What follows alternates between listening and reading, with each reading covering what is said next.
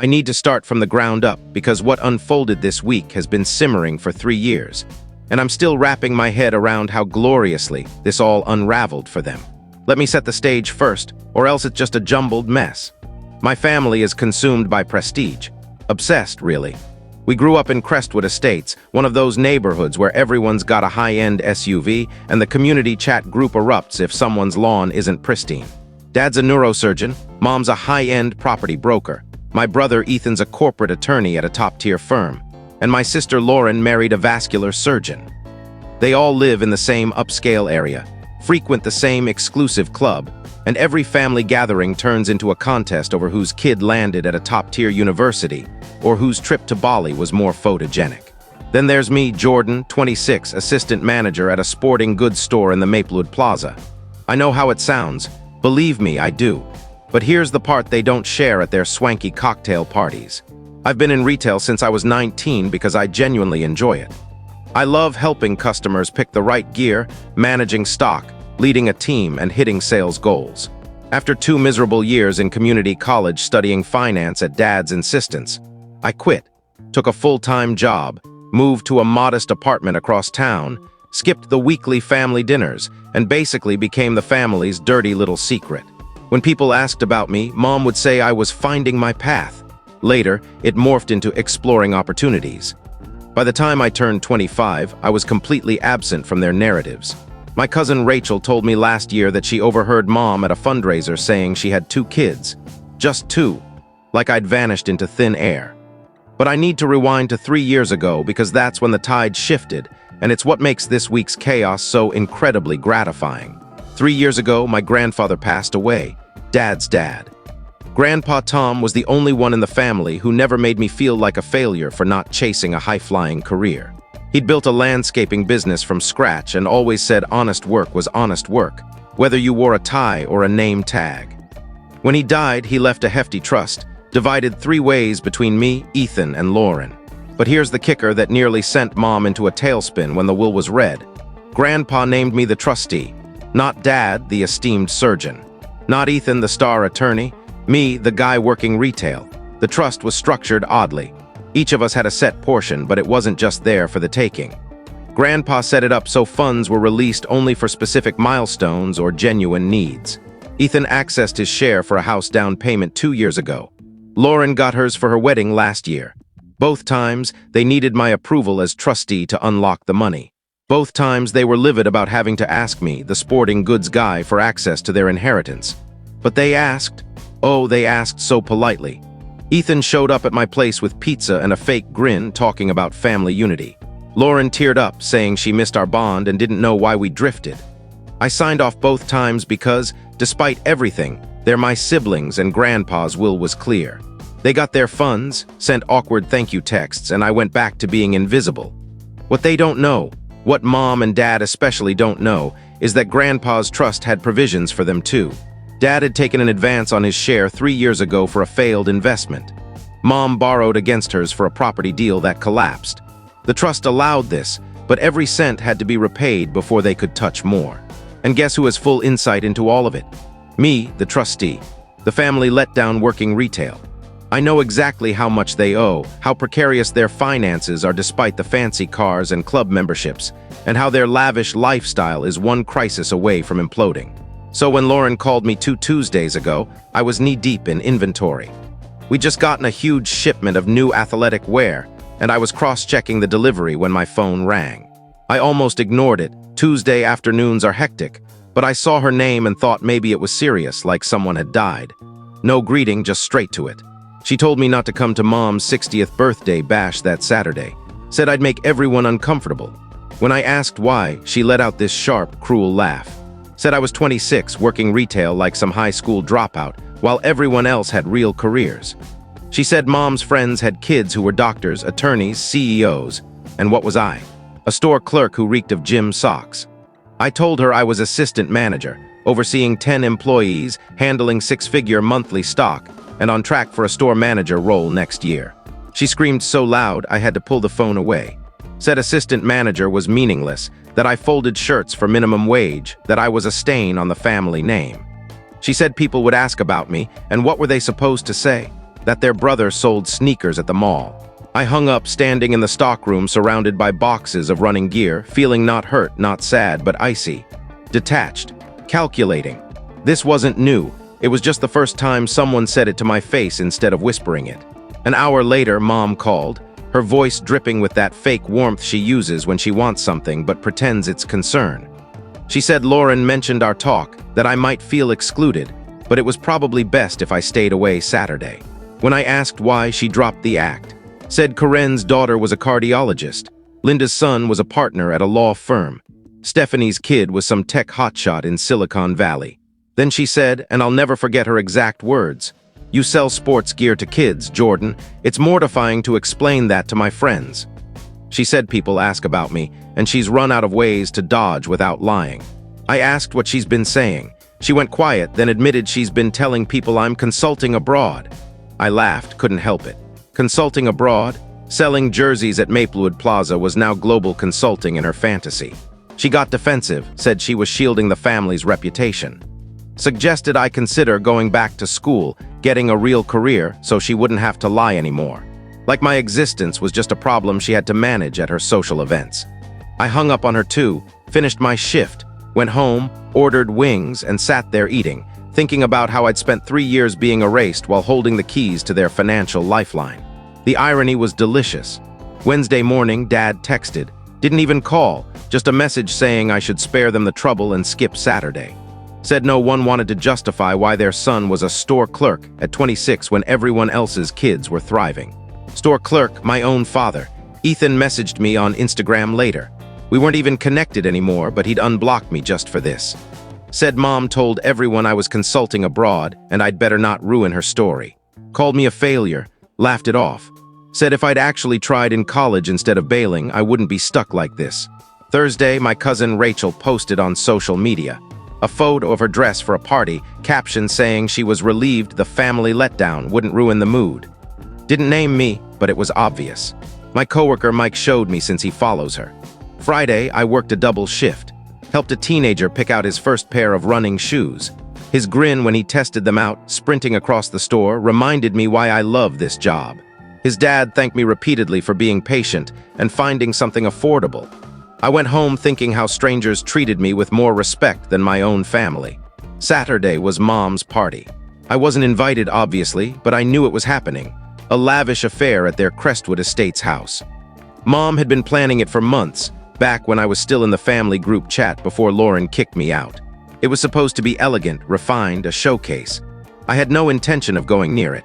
Worked all day, came home, threw on sweats, ordered tacos, planned to binge a show and forget it all. But around 8 p.m., I got this strange urge to drive by. Maybe I wanted to see what I was missing. Maybe I was testing myself. Maybe I needed to confirm I'd truly been erased. So I drove to Crestwood, parked a block away. The street was packed with cars, catering trucks, fairy lights in the backyard, music and laughter spilling out. I could see people in fancy clothes through the windows, sipping champagne, mingling. I sat there for maybe 15 minutes just watching. Then I saw Mom through the front window, surrounded by people. Someone handed her a mic. Even from my car, I could hear her speech through the open windows. She talked about her blessings, her incredible children, Ethan the accomplished attorney, Lauren who married so well. She got emotional. People clapped. Someone dabbed their eyes, a perfect moment celebrating her perfect family. I didn't exist, not a single mention, just Ethan and Lauren, her 2 kids, the ones worth bragging about. I drove home, not sad, not hurt, just that same cold clarity. This wasn't just about missing a party. It was about being wiped from their lives while they relied on me to keep their finances afloat. Something clicked. Sunday morning, I made 3 calls. First, to the law firm handling Grandpa's trust, asking about my duties as trustee and what approvals required. Second, to a community college buddy who's now a CPA, asking hypotheticals about trust oversight. Third, to my regional manager, asking about legal consultation in our benefits package. Sunday afternoon, my phone was quiet. No apologies, no texts saying they missed me at the party. It was like I'd never existed.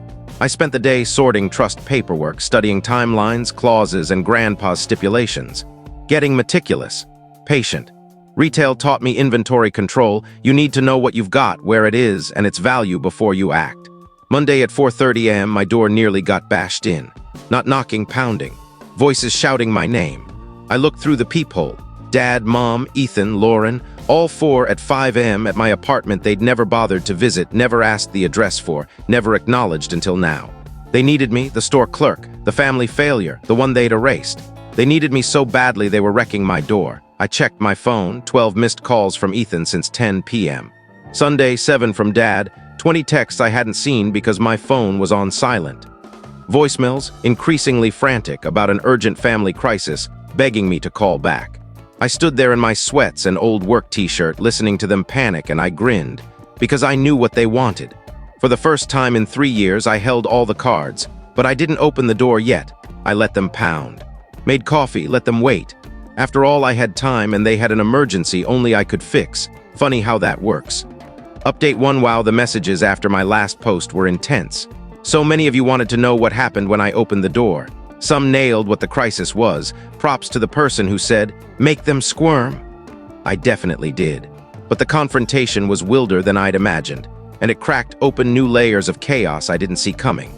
So there I was, 5 a.m., coffee brewing, listening to my family lose it outside my door.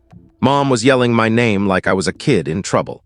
Ethan was shouting that this was critical and I needed to open up now. Dad kept saying we had an urgent issue requiring immediate action. Lauren was screeching that I was being immature and absurd. I took my time.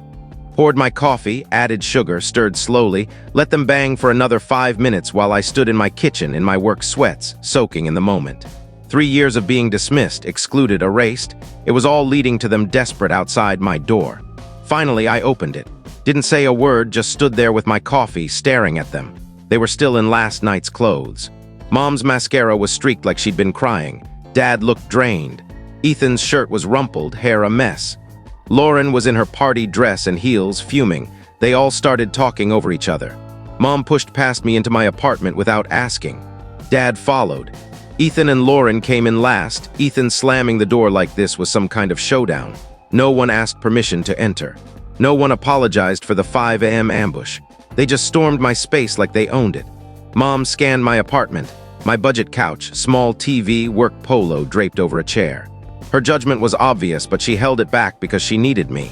Dad got to the point. They had a critical issue, and I needed to sign papers immediately. Ethan pulled out his phone, scrolling through documents. Lauren paced my tiny living room, eyeing everything like it was toxic. I sipped my coffee and asked what the issue was. No one answered at first. They exchanged looks, deciding who'd speak. Mom sat on my couch, uninvited, and said they needed trust funds released urgently today. I asked why the rush. Dad said it wasn't my business, just that as trustee I had to approve valid requests. Ethan chimed in, saying the trust allowed emergency withdrawals and this qualified. He used his lawyer voice, throwing around terms like fiduciary duty to intimidate me. I asked again what the emergency was. Lauren snapped, saying I was being deliberately obtuse, that family helps family, and I needed to stop stalling. I looked at her in her designer dress that cost more than my rent and asked when family started helping each other, because I'd missed that part. Mom started her fake crying, saying I was cruel, that she didn't understand my resentment, that they'd always supported me despite my poor choices. And now I was acting like this over a simple request. I asked what poor choices. She stumbled, said that wasn't the issue. Dad told her to focus. He said I needed to grasp the gravity. There were consequences if they didn't get the funds by Wednesday. That's when it got juicy. I asked what happened Wednesday. Ethan said they had a loan being called. If they didn't pay by Wednesday morning, there'd be legal action. Lauren added it would ruin them, tank their credit, go public. I sat down across from them and asked how much they owed. Dad said it wasn't relevant. The trust had the money and they were entitled. I said as trustee, I needed to know the purpose to approve anything. It's in the trust's rules. Any withdrawal over a certain amount needed documentation. Ethan argued emergency clauses bypassed that. I said I'd checked with the trust's law firm Sunday, and they confirmed I had full discretion over emergencies. So, explain or no approval. Mom looked at Dad. Dad looked at Ethan. Ethan looked at Lauren. No one wanted to spill. Finally, Mom admitted they'd taken a bridge loan 18 months ago against their expected trust shares. The deal they'd banked on fell apart, and now the loan was due with interest and penalties. $462,000 by Wednesday, 9 a.m., or the lender would sue and lien their properties. I stared. $462,000. They'd never mentioned it when I approved Ethan's house or Lauren's wedding funds. They'd been hiding this massive debt while treating me like dirt. I asked why they took a bridge loan if they had trust access. Dad admitted they didn't have full access because of prior advances they hadn't repaid, the ones I'd found in the trust records. They'd been making minimum payments, keeping up appearances. The bridge loan was meant to be temporary until they sorted it out. Lauren said they'd tried everything else, exhausted all options. I was their last hope. She said it like I should feel honored. Their last hope, the family failure, the store clerk, the one who folds jerseys, suddenly critical. I asked about their houses. Mom said they were heavily mortgaged. I asked about Dad's practice. He said costs ate everything, equipment, staff. I asked about Ethan's firm salary. He said he had loans and expenses. I asked about Lauren's husband. She said his money was his business, and she wasn't asking him for this. So they'd all overspent for years, borrowed against funds they didn't have, and now it was crashing down, and they needed me to save them. I sipped my coffee and asked what if I said no. Silence. Mom's fake tears turned real. Dad said I wouldn't do that to family. Ethan said I'd be liable as trustee for denying a valid request. Lauren called me spiteful, said I'd been waiting for this to hurt them. She wasn't entirely wrong, but I didn't admit it. Instead, I asked what they'd offer in return. Mom looked confused. For what? For signing. For saving people who'd erased me for 3 years. What was that worth? Dad said I had a legal duty. No, in return, needed. I showed them an email from the trust lawyer, sent Sunday, stating I had full discretion to approve or deny based on the trust's and beneficiaries' best interests. A $500,000 bailout for an undisclosed loan wasn't exactly that. Ethan lunged for my phone like he'd snatch it. Dad stopped him. Mom was sobbing. Lauren was hurling insults, saying I was jealous of their success, bitter for failing at life. I let her rant, then asked if she recalled our call 2 weeks ago, when she said I'd embarrass everyone at Mom's party, laughed about me folding shirts for pennies. She said that was different about Mom's reputation, not their lives collapsing. I said their reputation always trumped everything, including me. Why should I care about saving it now? Dad tried a softer tack, admitting they'd treated me poorly, put too much stock in status and careers. But this was dire. It'd destroy everything they'd built.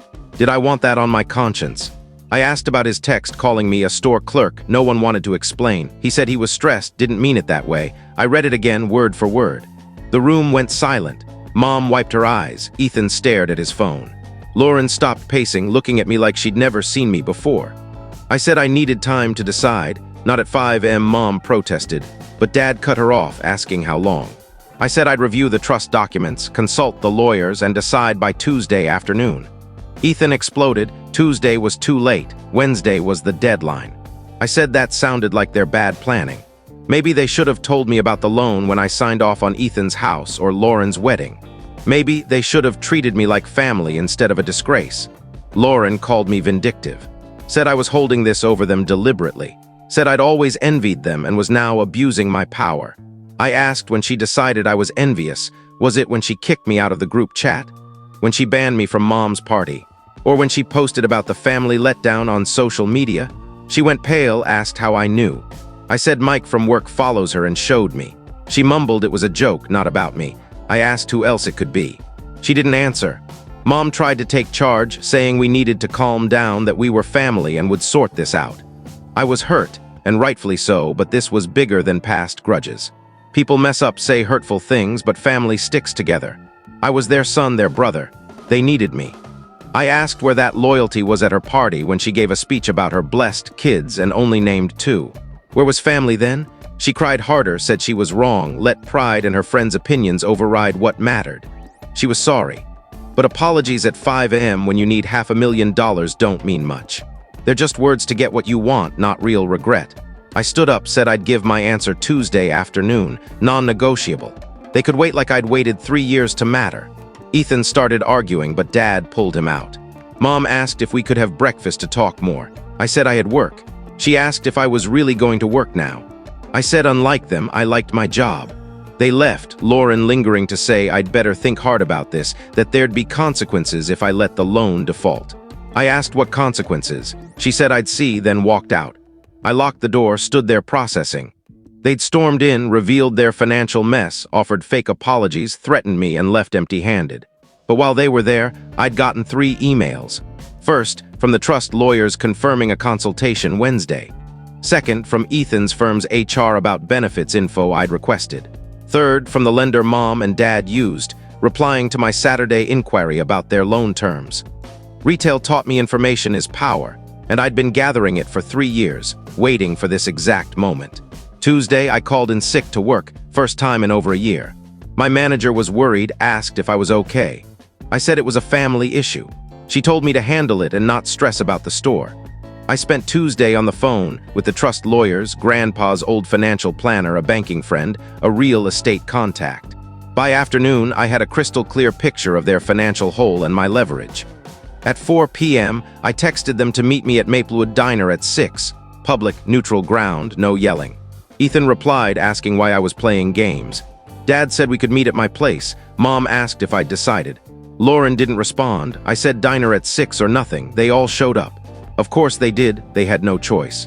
What I said in that booth changed everything for them and me. But something else happened too. While we were there, Lauren's phone rang, her husband. What I overheard from her side made me realize this mess ran deeper than I thought. Turns out I wasn't the only one keeping secrets. Update 2, the responses to my last post were insane. Half of you said I should crush them. The other half said family's messy, be cautious. Someone suggested charging them interest, which I hadn't considered but kinda loved. Here's what went down at the diner, and it got way more tangled than I expected. Tuesday, 6 p.m., I was already in a booth at Maplewood Diner. Got there early on purpose. I wanted to see them walk in, looking for me, coming to me for once instead of summoning me to their turf. Mom and Dad arrived first, looking worn out. Mom's hair was messy, unheard of for her. Dad was in casual clothes, which is rare. He's always in suits, projecting that surgeon vibe. They slid into the booth and Mom started talking about family unity. Dad cut her off, saying to wait for Ethan and Lauren. Ethan arrived 5 minutes later, furious, slamming into the seat next to Mom, asking why I was dragging them to a diner instead of my place or theirs. I said it was neutral territory, not their domain or mine. He called it dramatic nonsense. Lauren showed up 15 minutes late, stressed, constantly checking her phone. She sat next to Ethan, saying she couldn't stay long, she had somewhere to be. Dad said this was more important. She snapped that he didn't know her priorities, already cracks in their front before I'd said a word. I ordered coffee just for me, didn't ask if they wanted anything. Mom looked like she wanted to comment on my manners, but didn't. They sat waiting for me to speak. I took my time, stirring sugar, sipping slowly. I said I'd spent Tuesday researching. Trust details, their finances, consulting lawyers and advisors, mapping out their mess and my options. Ethan cut in, saying he'd researched too, and I had to approve the withdrawal. The trust was clear. Dad agreed, saying Grandpa wouldn't want me to let them suffer when funds were available. Mom said Grandpa loved us all and would want us to support each other. I asked if Grandpa would want me to help people who'd erased me for 3 years, called me a failure, a store clerk. Mom started crying. Ethan said to let go of old grudges and focus on the crisis. Lauren kept checking her phone. I said I'd spent 2 hours with the trust lawyer that morning, reviewing every clause, every rule. I'd learned 3 key things. First, I had total discretion over approvals. Second, I could attach conditions to protect the trust's stability. Third, emergency withdrawals reduced their shares by the amount plus a 20% penalty. Dad paled, asking about the penalty. I explained Grandpa's rule. Emergency withdrawals had consequences. Approving $462,000 for their loan meant their shares dropped by $554,400 total. They'd lose more than they got. Ethan said that was absurd, no way it was in the trust. I showed him the lawyer's email with the clause highlighted. He read it, his face shifting, and handed my phone back silently. Mom asked if the penalty could be avoided. I said yes for approved purposes like medical needs, education, or first homes, no penalty. But paying off a secret bad loan?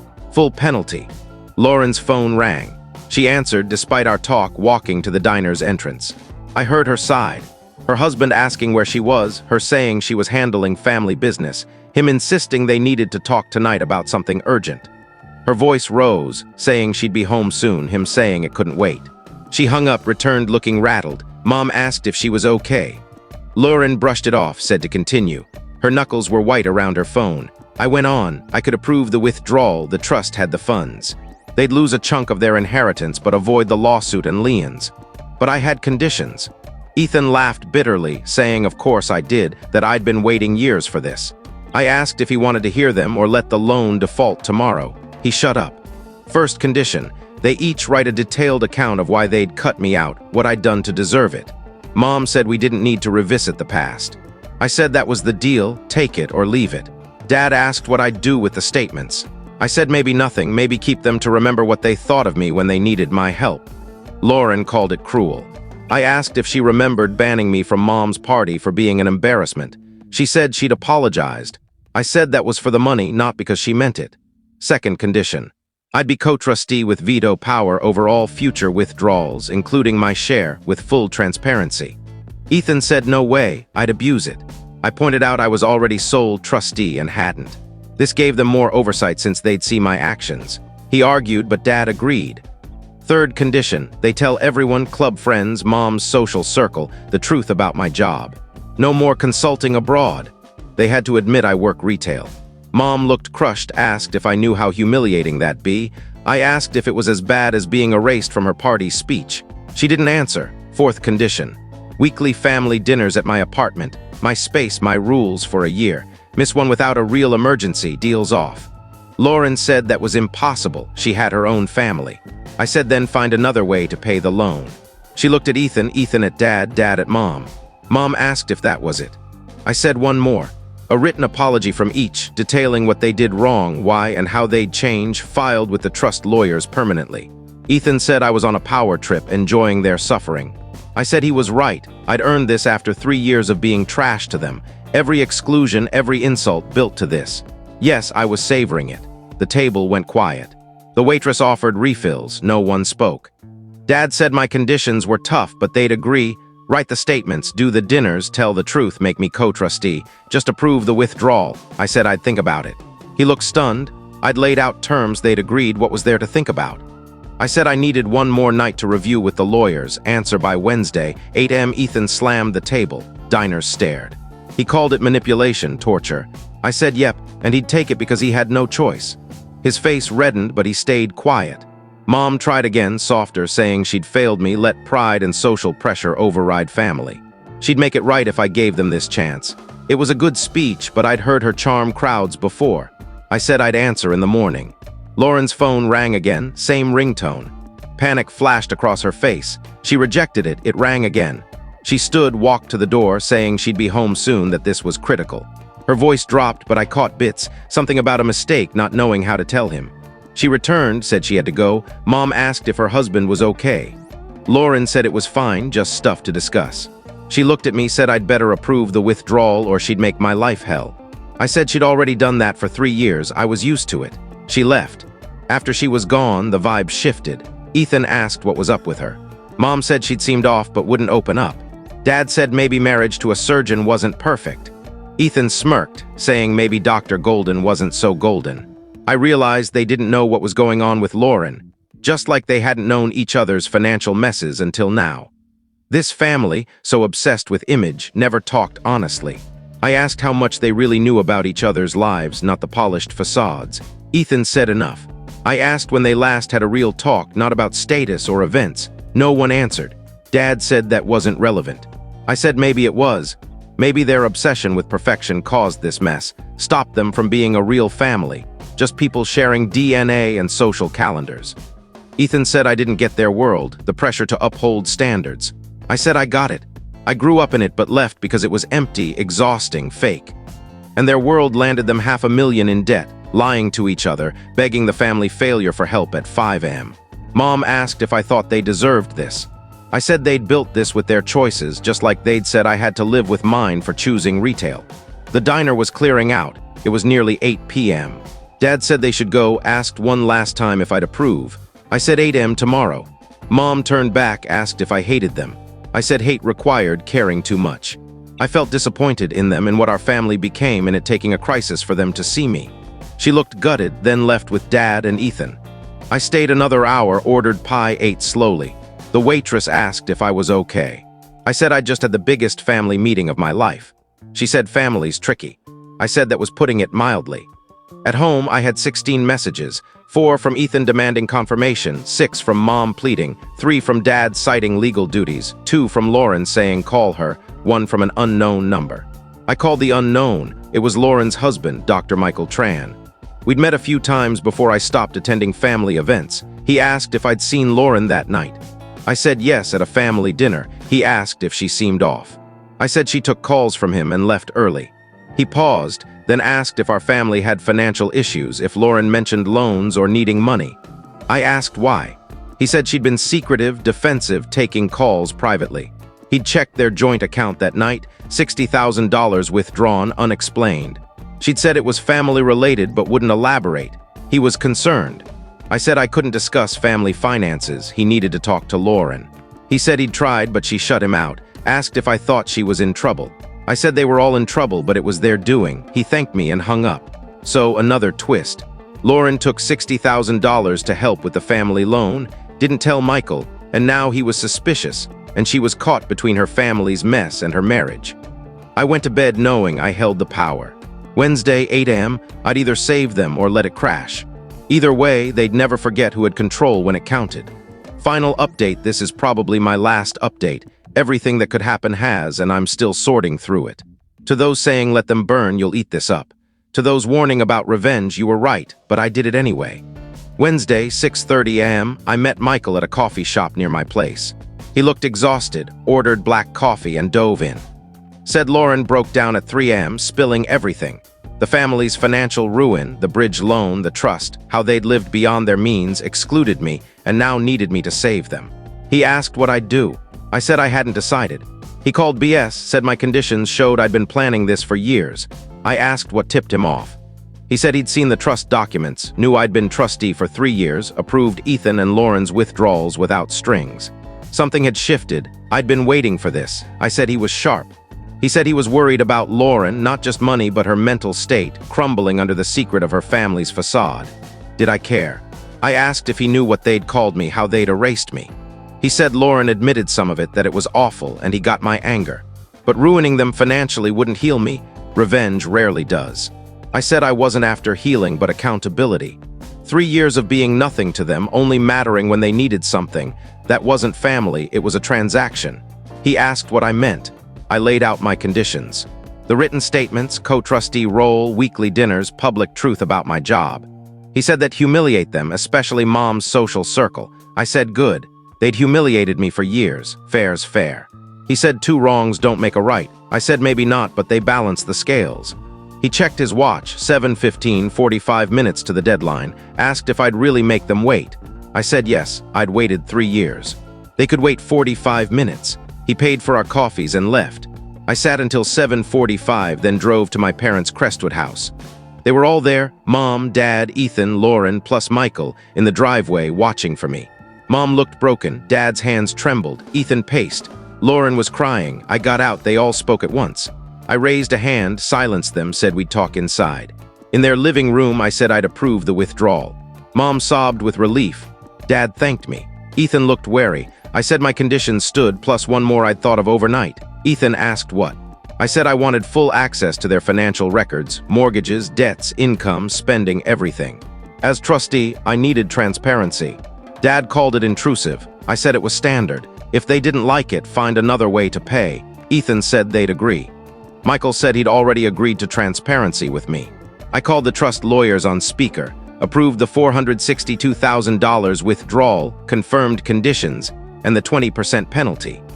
The lawyer said she'd prepped the paperwork, asked if all understood the terms, $554,400 reduction to their shares. They agreed. I said we'd meet at the law office at 8:30 to sign, 30 minutes before the loan's due. Mom asked about the written statements. I said they had 1 week. Dad asked if we could skip that. I said no, those go in the trust records permanently. We drove to the law office. The lawyer walked through everything: amount, penalty, co-trustee role, transparency. Asked if all understood the inheritance reduction. They did. Ethan tried one last move, asking if my conditions were enforceable. The lawyer said yes. My discretion was broad, and they'd need to prove bad faith, which my focus on trust stability made unlikely. Everyone signed. By 8:50 a.m., the money transferred 5 minutes before default. Dad looked faint with relief. Mom was still crying. Ethan seemed ready to explode. In the parking lot, Dad asked if we were square. I said this was just starting, weekly dinners, public honesty, transparency. This was a new family dynamic. Lauren asked about the first dinner. I said Sunday, 6 p.m. my place, don't be late. Ethan muttered it was absurd. I asked him to repeat it. He didn't. Michael thanked me for approving, said it'd have been easier to let them fail. I said I didn't do it for them, I did it for control. Saying no would have ended it. This way, they answered to me. He called it cold. I said 3 years of being erased was cold, this was justice. He said I was more calculated than he'd thought. I said people underestimate me, their mistake. Over the next week, I got their written statements. Mom's was 9 pages, detailing how she started lying about my job, how lies grew, how she'd failed me to save face. Dad's was concise, admitting he tied worth to careers, saw my retail job as his failure. Ethan's was 10 pages, grappling with being the favored son, how cutting me out fed his ego. Lauren's admitted marrying Michael for status, being cruel to mask her insecurities. Sunday, 6 p.m., they came to my apartment. I ordered basic pizza, pepperoni, cheese. We sat in my small living room with paper plates and cheap soda, awkward as hell. I asked about their week. Mom said she told her book club the truth about my job, assistant manager at a sporting goods store, and she was proud. Karen asked why she'd lied. Mom admitted shame, said she was wrong. Dad said he'd had similar talks with his golf buddies. Ethan hadn't told anyone, didn't know how to phrase it. I said just be honest, no phrasing needed. Lauren said she and Michael were in therapy since Wednesday. Her secret $60,000 withdrawal broke his trust. We ate pizza. It was tense. I asked about their finances. Dad showed me their records, worse than I'd thought. Even post-loan, they were barely scraping by. Club fees were $5,000 a month. Car leases were astronomical. They lived on credit and image. I asked why not downsize. Mom said they couldn't, image was everything. I said that was their fake selves. Their real selves were drowning in debt, pretending to be rich. Ethan said I didn't get their world. I said I did. I left it because it was hollow. I'd chosen real and they'd punished me. Now their image was bankrupting them while my simple life was solid. Lauren cried, said she didn't know how to be anything but perfect, didn't know who she was underneath. Michael said that's what therapy was tackling. That was 3 weeks ago. We've had 3 more dinners since, each less stiff. Mom's losing fake friends but finding real ones by being honest. Dad's learning his worth isn't his kids' titles. Ethan's struggling most. Lauren and Michael are progressing. The trust is stable. They're in mandatory financial counseling, making budgets, considering downsizing, facing reality. Me? I got promoted to store manager last week, bigger store, better pay. I texted the group chat. Mom said she was proud. Dad said great job. Ethan said nice work. Lauren said I deserved it. It felt good, not their approval, but forcing them to see reality. I turned their desperation into a new family dynamic. They can't erase me anymore. They can't pretend I don't exist. I'm not the family failure. I'm the one they answer to, controlling their access to funds they need. Some said revenge wouldn't satisfy. They were wrong. This isn't petty joy, it's deep structural fairness. I didn't just get even, I rewrote the rules. From store clerk to trustee, from erased to undeniable. Grandpa Tom knew what he was doing naming me trustee. He knew they'd need me. He knew I'd be ready. To anyone else feeling worthless to their family, sometimes the best revenge is being yourself and making them face it on your terms. They tried to erase me. I made myself impossible to ignore.